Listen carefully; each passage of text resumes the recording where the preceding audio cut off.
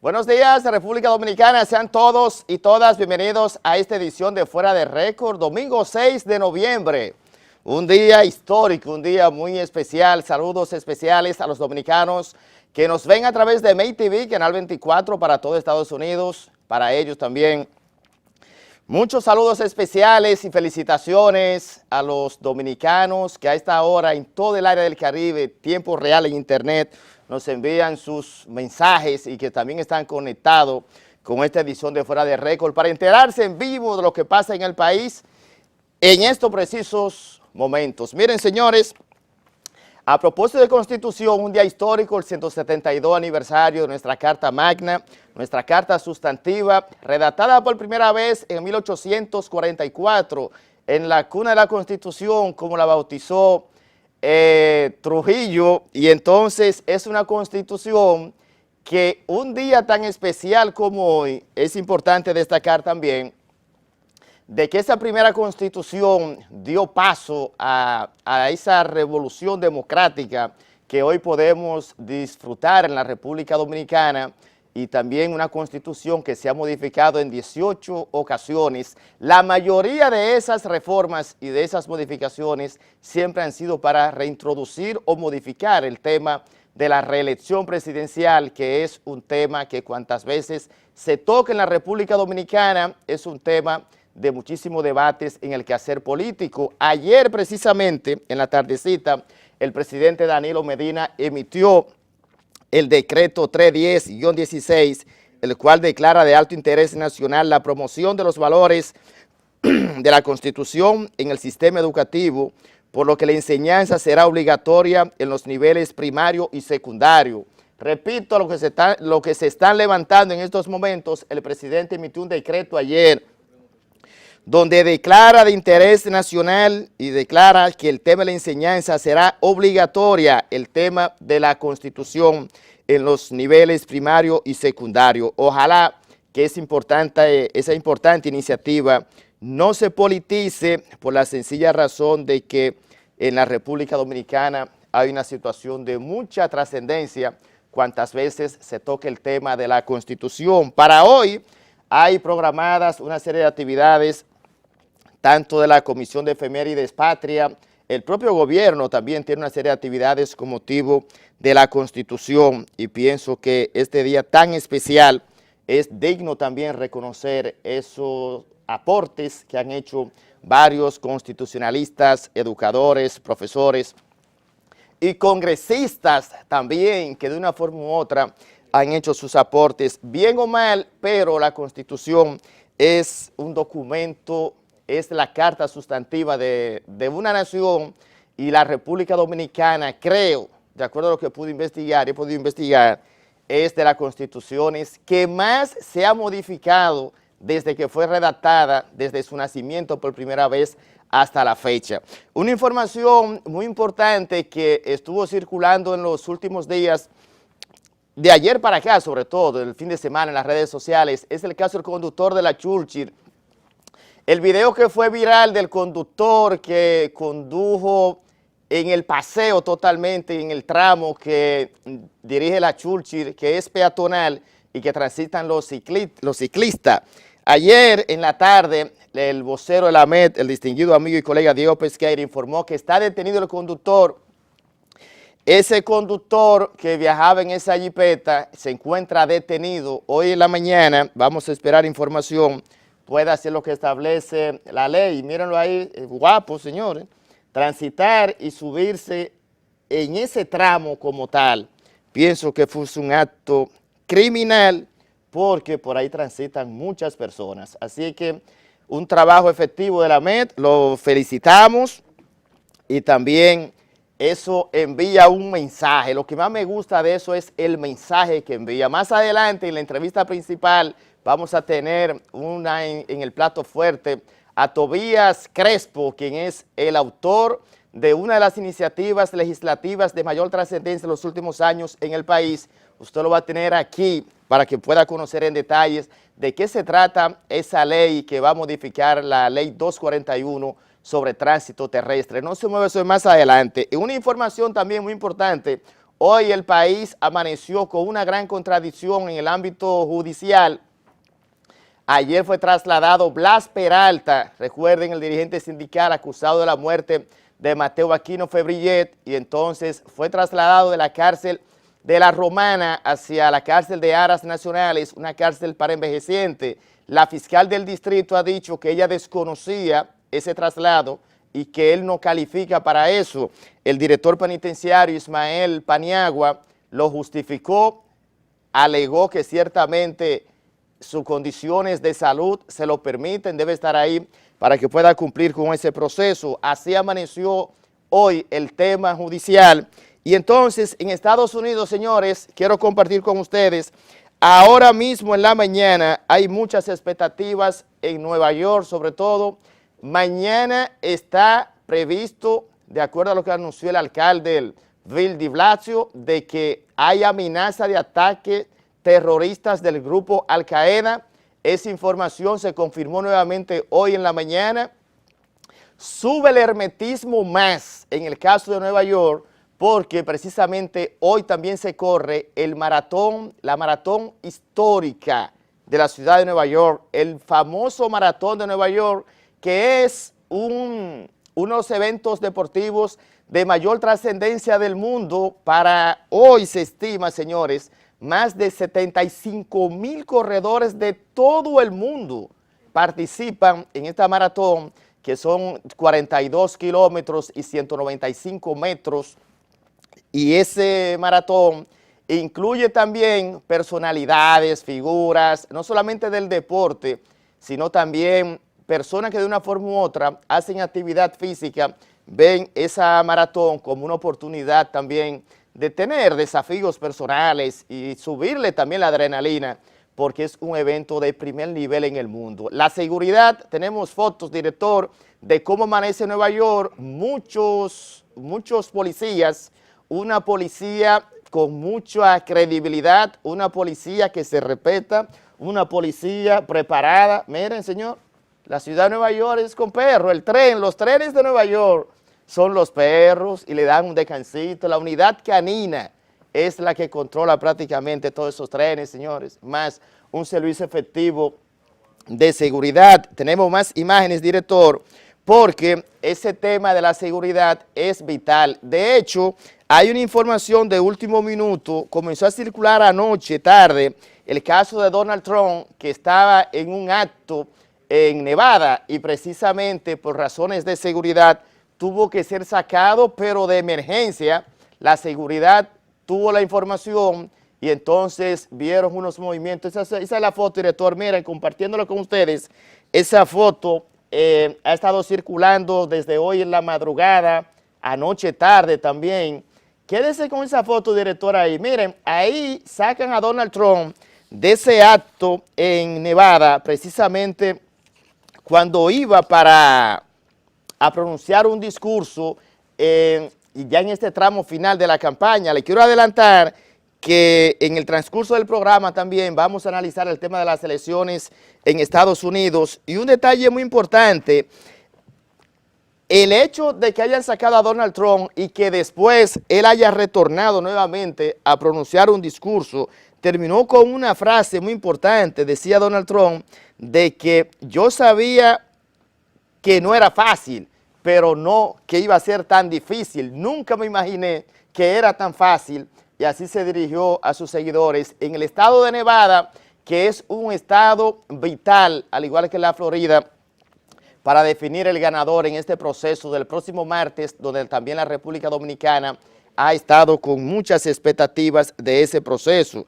Y con el tema de la seguridad en Nueva York, también usted le agrega un detalle importante. Bueno, ¿hasta qué punto el tema de la seguridad también no puede ser un tema no conflictivo, sino también que aumenta mucho el hermetismo como tal?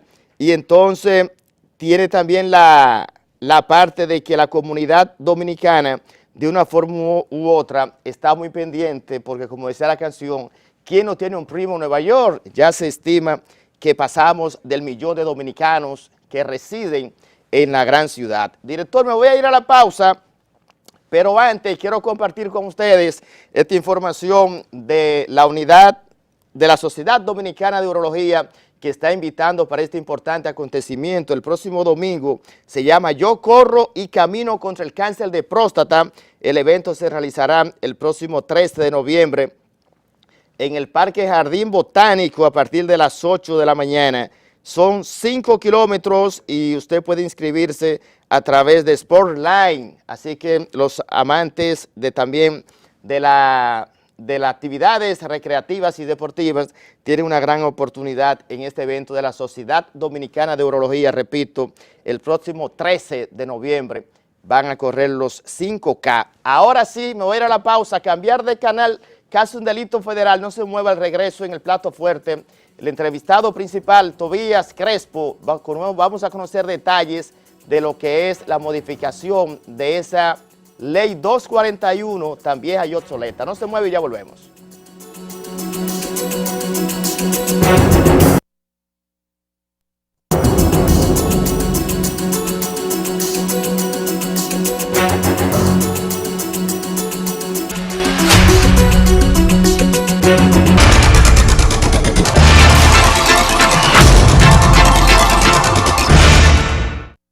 Continuamos con esta edición de Fuera de Récord, domingo 6 de noviembre, Día de la Constitución. Ya nos acompaña en este plato fuerte uno de los diputados más activos en los últimos meses, y no en los meses, en los últimos años, porque es el autor de uno de los proyectos cumbre al día de hoy para la República Dominicana, el proyecto de ley de movilidad, transporte y seguridad vial. Rafael Tobías Crespo, diputado por el Distrito Nacional. Buenos días, Tobías, bienvenido a Fuera de Récord. Bien, buenos días, Elvis. Gracias por invitarnos a Fuera de Récord, saludando también los televidentes de este espacio y también reconociendo hoy, 6 de noviembre, Día de la Constitución, valorando de manera muy positiva el decreto del presidente. Y es verdad, cuando nosotros insertemos la Constitución, la enseñanza de la Constitución en los niños, las niñas, las adolescentes, pues tendremos una sociedad más consciente de sus derechos y sobre todo de sus deberes también. Gracias, ciertamente esa es la verdad. Tobías, el país con muchas expectativas, este proyecto de ley aprobado en segunda lectura, ahora pasa al Senado de la República. Las expectativas que usted tiene como autor de esa iniciativa. Mira, las expectativas son bien amplias. Luego de 5 años en el Congreso, nosotros depositamos el 17 de agosto del 2011, esperamos un año después de la juramentación y he estado trabajando este proyecto del año 2005. Al inicio con la OPRE, cuando inició la primera línea del metro, se presentó el primer borrador, que el expresidente Fernández lo sometió al Senado. Luego retomamos, porque se primió en el 2009 con el CONARE y Marcos Villamán, y produjimos un segundo borrador, que fue el que finalmente depositamos.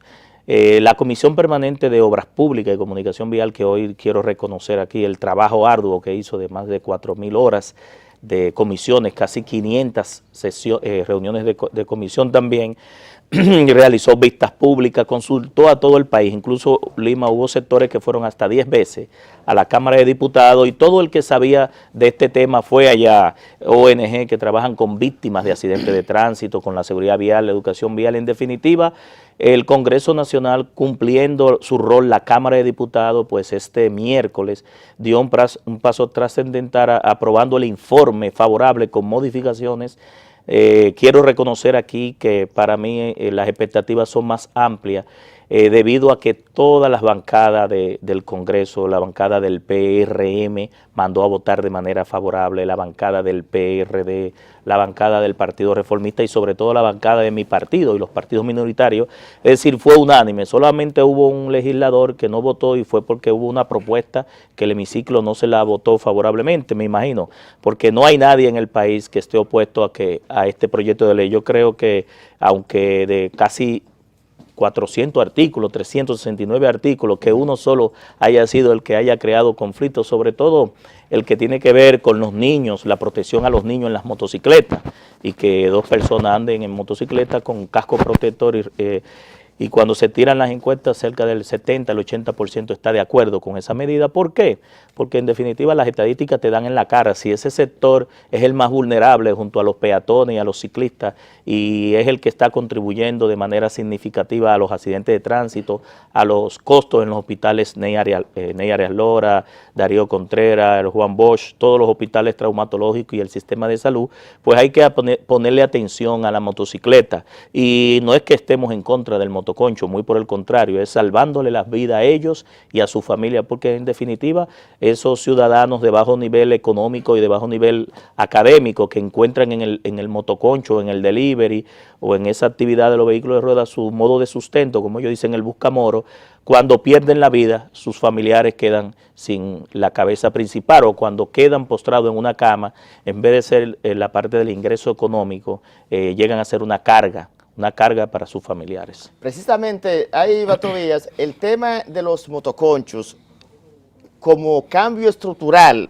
de esa modalidad laboral, o sea, ¿qué implicaría? Porque hasta ahora lo que he visto deja como un vacío. Bueno, prohíbe transitar con niños en los motores, pero hasta 8 años. Hasta los 8 años, pero por ejemplo, ¿qué va a pasar? ¿Qué mecanismo de control entonces va a tener esa propia ley como parte del régimen de consecuencias? O sea, la consecuencia, ¿cuáles serían? Y también, ¿cómo el gobierno, se pudiese decir, después de esa promulgación, va a tener en el país esa parte de control? La parte bueno, por ejemplo, en un campo, en un barrio, en una comunidad, ¿cómo sería prácticamente? Esas son imágenes. Ahí hay imágenes precisamente de motocicletas, muchas seguro tal vez yéndose en rojo. Mira ahí donde presenta y donde ahí precisamente son los usuarios más vulnerables porque su carrocería es el cuerpo. Nosotros establecimos en el proyecto de ley Lima que los ayuntamientos van a regular todo el tema de las paradas, el alcance de esas paradas, el número de las paradas, el área de cobertura, la cantidad de motocicletas que van a dar servicio de transporte de pasajeros, entendiendo que incluso las motocicletas no fueron diseñadas para transporte público de personas. Es una realidad económica y social que nos da en la cara debido al desempleo y sobre todo establecerá a través del reglamento el tipo de cilindraje para cada tipo de actividad. Tú sabes que la motocicleta se usa para conducción particular, para mensajería, delivery en muchos centros comerciales y negocios y sobre todo el mototaxi, como lo llaman al motoconcho. En ese sentido, el Intran como establecedor de las políticas públicas definirá, por ejemplo, se definió en el proyecto de ley el número de placa en el chaleco y en el casco, que el chaleco sea retroreflectivo y para ambos, porque realmente el chaleco su mayor uso no es la publicidad, sino que de noche, cuando le dé la luz, refleje e ilumine a esos usuarios, así mismo como los ciclistas. También establece que menores hasta 8 años no pueden estar montados en bicicleta, preservando los niños, y 2 personas en el caso de transporte de pasajeros, que es el conductor y un acompañante, ambos con casco protector. Si tú te das cuenta, las motocicletas solamente traen un sillín, un asiento, incluso en algunos es un poco más largo y se le pone un dibujo estético queriendo simular que tiene 2, pero hasta los fabricantes de motocicletas se cuidan de no ponerle 2 asientos por cualquier demanda de cualquier ONG de víctimas de accidentes de tránsito. Entonces, no es solamente en República Dominicana que las motocicletas están causando un gran nivel de siniestralidad, es en el mundo y hay países que viendo esa realidad pues han decidido regularla. Yo creo que en definitiva esto no es un proyecto en contra de nadie y ese artículo que realmente creó el inconveniente, cuando vuelvo y te digo, se tira hacia la población y la población favorece porque no elimina ninguna actividad sino que la regula. El tema de la seguridad, los atracos en la República Dominicana, tenemos ya la experiencia de Colombia. Colombia, por ejemplo, Medellín, utilizó esa parte de la modalidad de los chalecos reflectores. Sin embargo, deja entonces, en el caso de la República Dominicana, donde hay un pánico total en la población, desde que ve un motorista, ya la población está en pánico. Mira, bueno, esa parte de la seguridad, no sé entonces qué contempla la ley, desde el punto de vista de las sanciones, 2 personas como tal, sí. ¿La prohíbe? Sí, la prohíbe y la sanciona con salarios mínimos, incluso establece... Escúchame, pero entonces desaparecen los motoristas. No. Pero sanciona y prohíbe 2 personas en el motor. No, es dos, solamente pueden haber dos, no más de dos. Lo que pasa es que los dirigentes de Motoconcho quieren que se mantenga más de dos. Y por eso es que te indico de que esa es la regulación que está. O sea, y hay una lo que prohíbe son tres. Son tres, es decir, el conductor y un pasajero. Pero mira, la seguridad vial es un elemento muy importante de la seguridad ciudadana. Cuando tú agarras las estadísticas de la Procuraduría General de la República, la violencia vial supera por mucho los feminicidios, los homicidios, los atracos, las riñas, es decir, las muertes violentas. En ese sentido, cuando tú le reduces esa estadística, y por eso nosotros decimos que en el mediano plazo debemos llevar a la República Dominicana a sacarle la mitad de víctimas que tenemos todos los años. Nos están muriendo en las vías 2,000 y pico de dominicanos, ocupando 29.3 fallecidos por cada 100,000 habitantes. Ahora en este mes la OMS va a dar su reciente informe, porque es cada 4 años que lo da, sobre las muertes de accidentes de tránsito en República Dominicana, y la media en América Latina son 16 fallecidos por cada 100,000 habitantes. Es decir, que el proyecto establece un observatorio permanente de seguridad vial que esté monitoreando las causas, las consecuencias de los accidentes de tránsito, los daños a la propiedad pública, privada,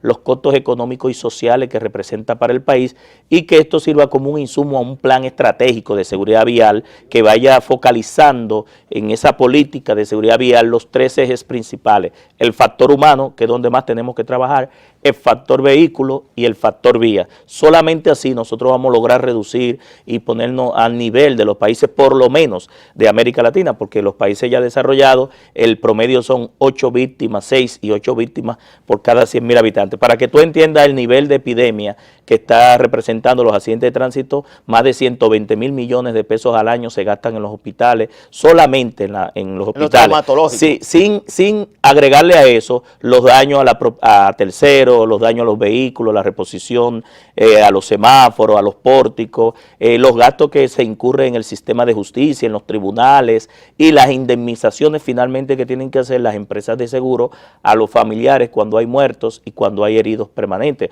o heridos que no son permanentes, pero que las heridas son curables en varios meses. Director, vamos a compartir el gráfico con el tema de las estadísticas, que es un punto muy importante.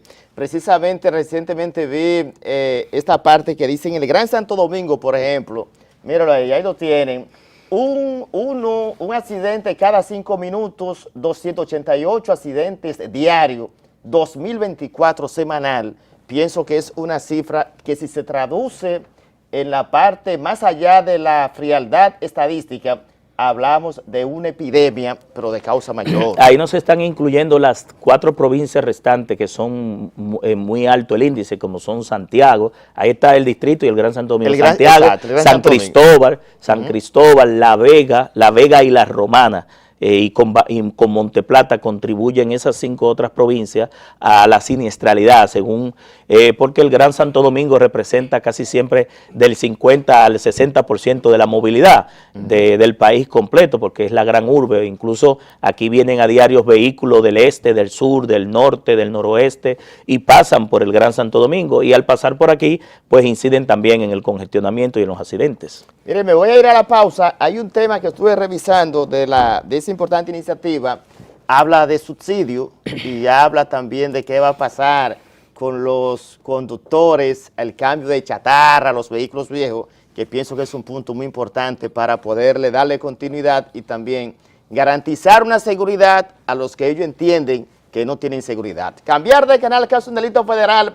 Ya volvemos, estamos en este plato fuerte con el autor de la ley de seguridad, tránsito y vial, Tobías Crespo. Vamos a la pausa y ya volvemos.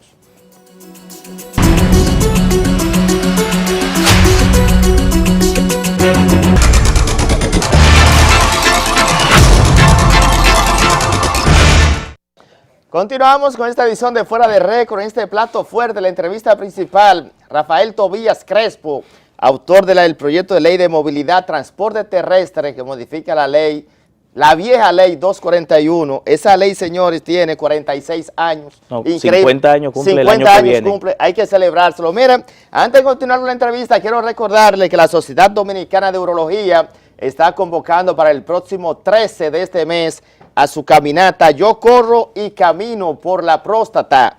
Así que todos están invitados. Haga un esfuerzo de estar ahí, porque eso es parte de la salud, sobre todo en el hombre, donde los cánceres de próstata cada día están en aumento. Entonces, continuamos. Tobías, antes de la pausa le decía que el proyecto tiene una frase y deja como un componente abierto, que ahora es de mucho conflicto. El tema del subsidio y de la seguridad para esos conductores que tienen varios años en el transporte, viven de eso, y también las chatarras. ¿Cómo va a ser el componente económico? Mira, el tema del subsidio, la política de subsidio es una política que está limitada exclusivamente al Poder Ejecutivo, al Presidente de la República, aunque hay algunos tipos de subsidios que son por leyes. En este caso, lo que establece el proyecto de ley es que el Intran va a definir la tarifa de transporte de pasajeros de sector público, taxi y sobre todo también de carga, y que esa tarifa es una tarifa técnica donde estarán incluidos los costos de las variables que inciden en la tarifa, como son los combustibles, los repuestos, las piezas, los documentos, los costos operativos, una rentabilidad mínima para el transportista, una rentabilidad aceptable, y que en aquellos lugares, en aquellos casos en que el Estado entienda, el Poder Ejecutivo entienda que el Estado deba insertar algún tipo de subsidio porque no le resulte costo efectivo a un prestador de servicio que va a tener una licencia de operación, pues el Estado va con un subsidio directamente focalizado a la demanda, no a la oferta. Tú sabes que los subsidios a la oferta, aparte de que son distorsionantes económicamente, crean competencia desleal, crean privilegios, se prestan también a corrupción y finalmente no van directamente al ciudadano de a pie, al ciudadano que se moviliza. Entonces, nosotros establecemos ahí que el Estado debería propiciar dentro de las políticas oficiales de movilidad hacia los estudiantes, ¿sí? Al Estado le debe interesar que los estudiantes se movilicen, entonces puede llevar a través de una tarjeta de pago electrónica ese subsidio, pero también a los discapacitados, que son una población de alrededor del 2 al 3% en la República Dominicana, y a los envejecientes, es decir, esos son sectores carenciados a los cuales el Estado debería propiciar un enfoque de subsidio a la demanda, y yo he planteado, y no quiero entrar mucho en el tema, sobre todo que esos subsidios son posibles porque el Estado tiene la nómina, por ejemplo, en el caso de los policías, los militares, los empleados públicos, de hacer una transferencia de 22 pasajes de ida y vuelta, pero, o por lo menos el porcentaje de lo que la tarifa. Gente, no pagarían. Puede ser subsidiado una parte o no, dependiendo de lo que establezca el Estado, porque hay ciertas comunidades que deben ser servidas y donde el Estado le interese, por ejemplo, sobre todo comunidades satélites y remotas, donde el transporte público tal vez no le resulte rentable a un prestador darlo, a nivel de la cantidad de personas que se muevan y de la oferta y demanda. Pero en el caso de las chatarras, el proyecto establece, ya saliendo del tema del subsidio, establece que el Estado propiciará una renovación del parque vehicular para descharratizar una gran cantidad de vehículos, pero a un tiempo especificado en el proyecto. Habla de 10 años, aunque entendemos que puede ser menor tiempo de ahí.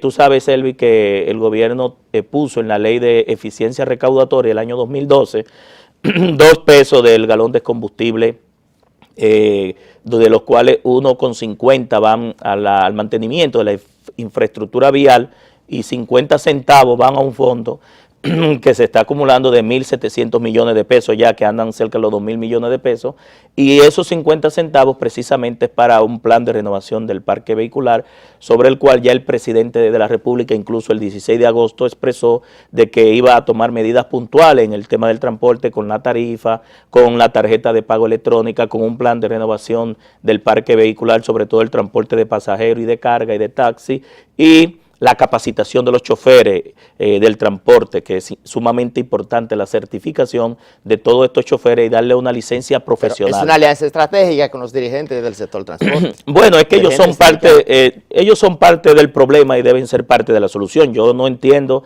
los enfrentamientos que hay entre dos sectores empresariales, digo empresariales, porque aunque tienen gremios que defienden cada uno sus intereses, mal que bien, bien que mal, nosotros no podemos traer gente de la Luna ni de Marte.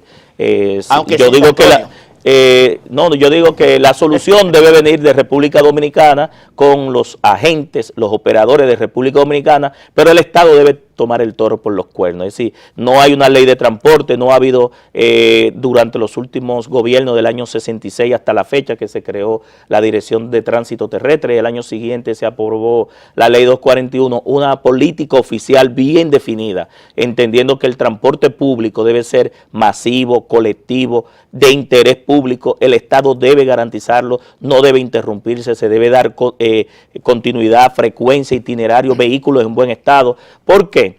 Porque inmediatamente el transporte público funcione, muchos dominicanos y dominicanas dejarán de resolver su problema a nivel particular y personal de un problema que es público. Incluso hay mucha gente que se mete a préstamos y a endeudamiento en ferias de vehículos nuevos y usados, a veces sin poder, y dedica más del 20%, que en la mayoría de los países es el 6% que se dedica al transporte del ingreso de una familia. Entonces se meten en eso. ¿Por qué? Porque no funciona el transporte público, no hay confianza. Entonces nosotros debemos apostar a que eso funcione, a que hayan rutas alimentadoras, que se termine el teleférico, si hay que insertar acuabús, pero hay que ver el transporte incluso de manera sistémica e integral. Desde que tú sales de tu casa y si vas a abordar un mototaxi o un motoconcho, o vas a abordar un microbús, o vas a abordar un autobús, o vas a conectarte a una línea del metro, o te vas a ir interurbano, todo ese tejido de circulación debe verse integral y sistémico, no debemos verlo puntual, porque, por ejemplo, nosotros tenemos la línea del metro, las dos líneas del metro que se está terminando, las 2B, sin embargo, eso nada más transporta un 3%, ahora subió a un 6%. Lo que funcionaría ahí y lo que dejó de funcionar es las rutas alimentadoras. Entonces, cómo tú mueves toda una cantidad de tráfico que viene del norte, del oeste y del este hacia esas líneas troncales y después conecta esas líneas troncales, por ejemplo, hacia las demás provincias, Santiago, el sur, el este, sí. El transporte debe verse integral. Esa es la realidad. Tobías, agradecemos infinitamente su participación, que haya edificado a los televidentes con un tema tan crucial para la República Dominicana, sobre todo en esta etapa cuando los accidentes de tránsito ya no son un simple accidente, hablamos de una epidemia. Y que la gente entienda que aunque en la mayoría de los casos es un homicidio involuntario, hay ciertas agravantes que no es así, que realmente el conductor, el peatón o el pasajero provocaron ese accidente por la imprudencia, por la reincidencia, el uso de las drogas, del alcohol, exceso de velocidad, carrera de carro en las vías públicas, llevarse la luz roja del semáforo, una serie de inconductas que realmente llevan a indicar que en la conducta del que hizo esa acción no había algo involuntario, sino que, como dijo un colega esta semana, que hace un estudio de factibilidad para violar. Bueno, gracias Tobí infinitamente. Esperamos ahora que el Senado de la República convierta en ley esta importante iniciativa. Señores, miren, antes de continuar con el contenido del programa, ahí quiero agradecer infinitamente a los amigos que nos están escribiendo desde Santiago, que quieren conocer sobre la situación, por ejemplo, que va a pasar en los pueblos con este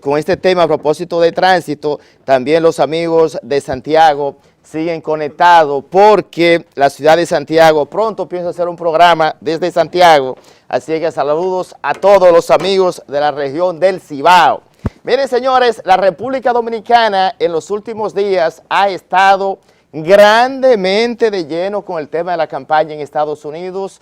Pienso que los dominicanos, las dos P, mueven mucha pasión, sobre todo la política y la pelota aquí en el país. Y los dominicanos nos acostumbramos tanto al trajinar político que de una forma u otra tenemos que ver con la política nuestra, pero también cuando se dan situaciones de tanta trascendencia como es el caso de los Estados Unidos, que es nuestro principal socio comercial. Y también desde el punto de vista político, en los últimos días se han dado situaciones muy interesantes. En la semana, comenzando la semana, la vicepresidenta de la República, Margarita Cedeño de Fernández, colgó un video donde llamaba a votar por Hillary Clinton y eso ha desatado un avispero interno en el propio Partido de la Liberación Dominicana y también en el propio gobierno. Nosotros queremos compartir toda esta experiencia de este proceso electoral de los Estados Unidos. Ya nos acompaña un gran conocedor de la política internacional, comunicador también, y entonces el próximo martes el país, el mundo estará en vilo porque son las elecciones en los Estados Unidos, aunque ya han comenzado a votar con la modalidad de su voto adelantado dentro de su sistema democrático, la verdad es que este proceso como tal, pienso que ha sido de lo más interesante y que ha despertado el mayor interés en todo el mundo. Buenos días, Félix. Hermano, un placer estar contigo aquí. Gracias, un conocedor de la política internacional. Félix, ¿cómo tú ves estas elecciones del próximo martes? ¿Qué se vislumbra? Porque ahora siento que la lucha está muy cerrada. Se veía una Hillary Clinton como que iba muy fácil con Donald Trump. Bueno, yo pienso que ha habido también una característica de los medios latinos, que son los que han tenido siempre el modelo de información para los países nuestros, y muchos analistas no hacen muchas veces un experticio de los análisis políticos del fenómeno Donald Trump. Creo que ha sido un error decirle a la población de repente, no, es que están empatados, no, que eso estaba desequilibrado, porque en realidad eso nunca estuvo así. Donald Trump viene siendo un fenómeno, le ganó a 18 candidatos. Es que el fenómeno Trump tiene una característica, y es que Donald Trump no es político. Es la primera vez en Estados Unidos, luego de los 50, que un político que un empresario sin ser partidario, en este caso está compitiendo con una política legendaria. Hillary Clinton es una política de la Universidad de Yale. Antes de ella conocer a Clinton, ya ella era política. Ajá. Y ella dejó su liderazgo atrás para apoyar a Clinton, pero ella era política, activista política. O sea, que ella fue primero que su esposo. Claro que sí, claro que sí. Bill Clinton fue gobernador en Arkansas. Ella lo conoció en Yale, en la Universidad de Yale, cuando estaban estudiando, y ella era política. Ella era que tenía el liderazgo por encima de Bill. Sin embargo, como ella se traslada con él cuando se casan, Arkansas, entonces ella apoya a su marido porque él había sido fiscal y luego entonces fue gobernador, luego pierde, vuelve a ser gobernador y luego presidente de la República, que fue muy, muy rápido.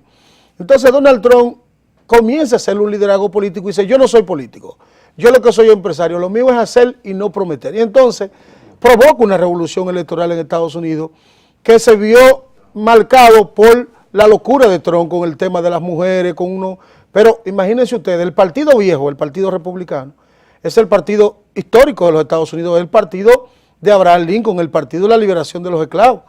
Le llaman el partido viejo. Derrotar esa maquinaria, derrotar a los Bush, derrotar a McKay, a Mitt Romney y derrotar a esa maquinaria republicana, no era para ocultar que Donald Trump, con todas sus debilidades, es un fenómeno electoral. Esa es la verdad. Pero ¿tú qué consideras, Félix, que el tema, la comunidad latina al final será determinante? Ya bueno, hay dos minorías importantes. Hay un voto adelantado. Hay dos minorías importantes que son la minoría de color y la minoría latina. Ambos han crecido, son el 12% del electorado en el caso de los latinos y el 12% en los hombres de color, que representan un 24%. Un 69% es blanco y un 4% es asiático. Entonces, ¿qué pasaría? Miami la Florida es un estado que tiene 29 votos electorales. ¿Por qué hay que aclararle a la gente que hay casi 48 variables para ser presidente de Estados Unidos? El hecho de que tú ganes las elecciones el día 8, el martes, eso no quiere decir que con tú ganar votos electorales ya tú eres presidente de los Estados Unidos. Porque en Estados Unidos el voto no es directo. El voto popular lo que elige es delegado. Y esos delegados electorales votan el 15 de diciembre, que son 538. Esos 538, tú debes tener 270 delegados para ser presidente. Por ejemplo, ustedes recordarán en el 2000 que Albert Gore le ganó a George Bush. Sí, muy conflictivo. Sin embargo, George Bush terminó siendo presidente por un voto, porque él ganó en la Florida, y la Florida tenía 29 delegados. Entonces, en el voto electoral, él ganó por un voto, 271 le ganó al candidato demócrata, que en este caso era Albert Gore, el vicepresidente de Bill Clinton. Entonces son complejas las elecciones. ¿Qué va a pasar en Estados Unidos? Hoy las encuestas marcan 2 puntos de diferencia entre 45 a 44, 45 a 43, la misma cadena. ABC, que había determinado 10 y 5 puntos, lo acerca a 3 puntos de diferencia. Eso es muy cerrado. No es muy cerrado porque un voto popular no determina. Entonces hay votos, por ejemplo, hay ciudades como es el caso de Nueva York, y el caso de California. Por ejemplo, California tiene 55 delegados y Nueva York 29, pero tú tienes 29 en la Florida, que los republicanos siempre ganan, y tú tienes, por ejemplo, 39 en Texas, que los republicanos siempre ganan. Tú tienes en la Carolina 11 y 12, que los republicanos siempre ganan. Entonces, el voto va a ser determinado por una serie de estados que están en competencia, que quien lo gane determinará quién será el presidente de los Estados Unidos. Pensar hoy que es Hillary, pensar que Trump, hoy no está la papeleta en manos de nadie. ¿Y qué podría determinar qué tú crees que puede influenciar? Ya no hay tiempo para los errores, no hay tiempo para perder tiempo. Yo pienso que hay dos cosas que favorecieron a Trump la semana pasada. Primero el tema de los correos de Hillary y el otro que lo favoreció fue el voto de el presidente del Senado, Power. Porque ellos habían tenido una contradicción y esa contradicción había llevado a que, por ejemplo, Mitt Romney, John McCain, dos candidatos, pero sobre todo habían dicho que no iban a votar por Trump. Entonces, el hecho de que el presidente del Senado apareciera diciendo, yo voté anticipado, que son 2 estados los que votan anticipado y voté por Trump, el hecho de que se integrase un hijo de Jeb Bush a la campaña en Texas a dirigir el proceso, como que le da una característica al proceso. Que yo creo con el tema de los demócratas. Los demócratas tienen una ventaja y es que tienen 4 candidatos en la calle, haciendo campaña. Tienen al presidente Barack Obama, que dicho sea de paso es la figura más popular del proceso. Tienen a su esposa, a Michelle Obama, y tienen a Bill Clinton haciendo campaña electoral. Entonces noten que los vicepresidentes ni se mencionan, claro, que están por debajo de las figuras. Sí. Entonces el proceso es un poco complejo porque, como le decía, Estados Unidos no vota popular, sino vota por delegado. Director, vamos a ver qué piensan los dominicanos. El dominicano Félix, decía al principio de tu intervención, se involucra mucho en la campaña. Claro. Esta campaña ha despertado mucha pasión en todos los sectores, tanto políticos dominicanos como del ciudadano común. Director, vamos a ver parte de un trabajo que hicimos de lo que piensan los dominicanos, por quién votarían si le hubiese tocado votar y quién también le gustaría que gane. Las elecciones, ¿Hillary Clinton o Donald Trump? Hillary Clinton. Hillary Clinton. Hillary. Hillary Clinton. ¿Y usted, quién usted opina que va a ganar? Clinton. ¿Hillary Clinton o Donald Trump? Aparentemente Hillary. Bueno, y vieron, director, parte de lo que piensan los dominicanos. Es que el voto latino está con Hillary. Y definitivamente. ¿Qué tú piensas de este tema de Margarita Cedeño cuando va a votar por Hillary Clinton? Hay que analizar bien la política porque en España, en los países desarrollados, la gente toma partido. Es como en la Biblia, el Apocalipsis, ni frío o frío o caliente, porque lo tibio lo vomita Dios de su boca.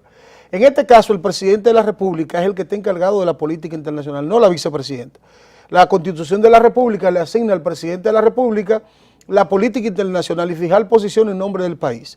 Entonces, cuando ustedes van, por ejemplo, a Estados Unidos, usted se da cuenta que ABC, que el New York Times, que los periódicos, las empresas, toman decisiones y apoyan a un candidato determinado, porque eso no le afecta a su institucionalidad como institución, ni siquiera volcar la balanza.